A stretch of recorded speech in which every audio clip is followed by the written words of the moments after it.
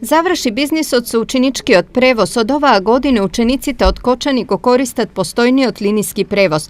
Na ovaj način učenicite im se obezbeduva transport do učilištata, a isti od ne predstavuva ekstremno opteretuvanje na učilišniot i opštinski budžet. Ova je rezultat na nekoliko mesečnite pregovori vo-ZELS i promena na postojni od zakon za besplaten učilišен prevoz. Законот точно се однесува на цената на превозот на учениците, односно пазарните цени. Образовните институции, училиштата се должни да организират превоз на учениците по пазарни цени и со превоз преку редовните линии кои ги имаат добиено превозниците кои имаат лиценци, соодветни лиценци за тој вид на превоз. Kočani beše jedna od najzadolženite opštini za prevoz na učenicite i opštinata moraše da vraća okolo 700.000 evra dolgovikom prevoznicite.